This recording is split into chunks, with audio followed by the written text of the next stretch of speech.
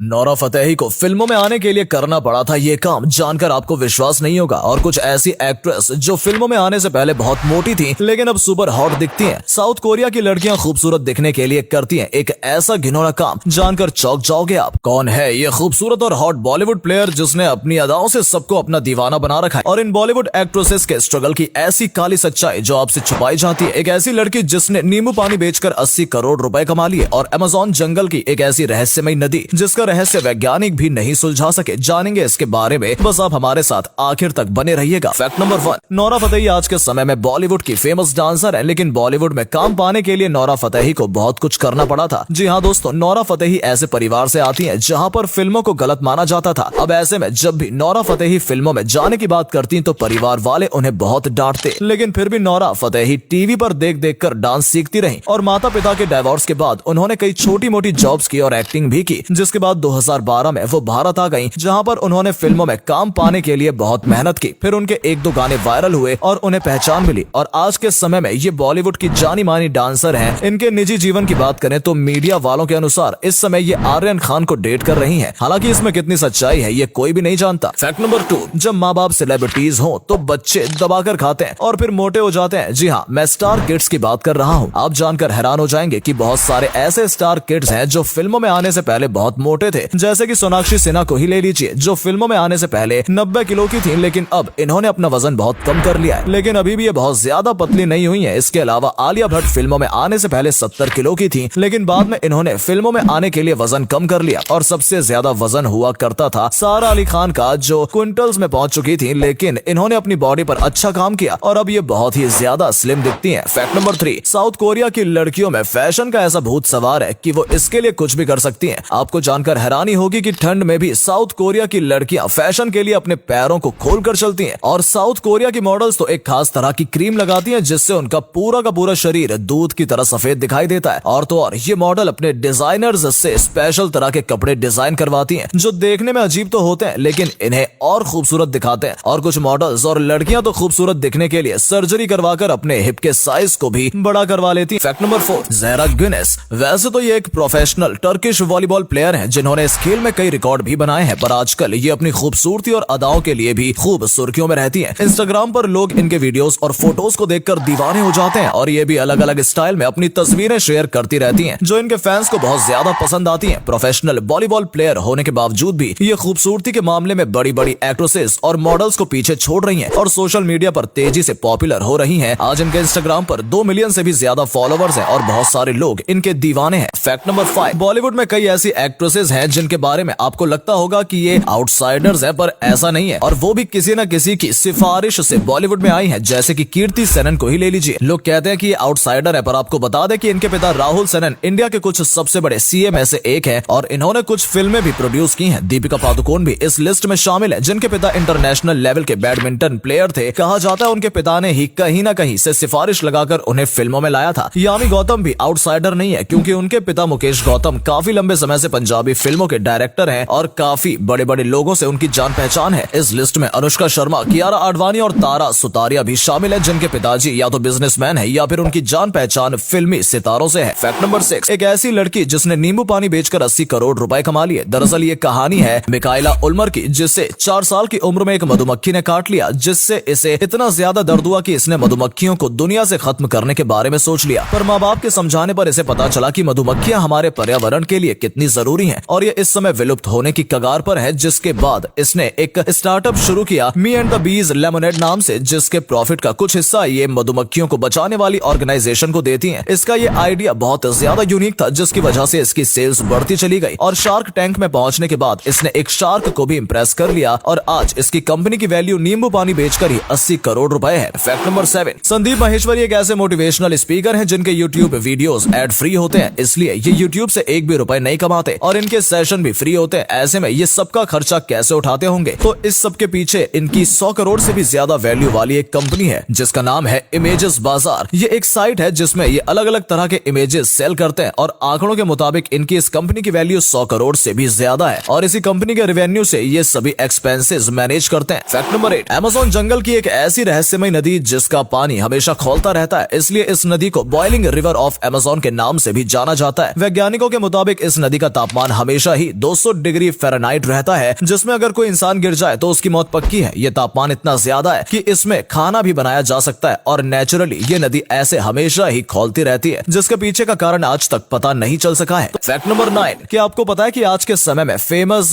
Companies जैसे कि Apple, Nike और इंस्टाग्राम, इनके पहले लोगो कैसे थे? मतलब ये शुरुआत में जब नई नई आई थी तो इनके लोगो कैसे दिखते थे, चलिए मैं आपको दिखाता हूँ। सबसे पहले बात करते हैं एप्पल की। जी हाँ दोस्तों, एप्पल का इस समय लोगो ऐसा दिखता है, पर जब ये शुरुआत में आई थी तो इसका लोगो कुछ ऐसा दिखता था जो कि काफी अलग है। नाइकी की बात करें तो नाइकी का लोगो पहले के समय में कुछ ऐसा दिखता था, लेकिन अब इससे बेहतर हो चुका है। अंत में इंस्टाग्राम का लोगो 2010 में कुछ ऐसा दिखता था, पर अब ये अलग ही दिखता है।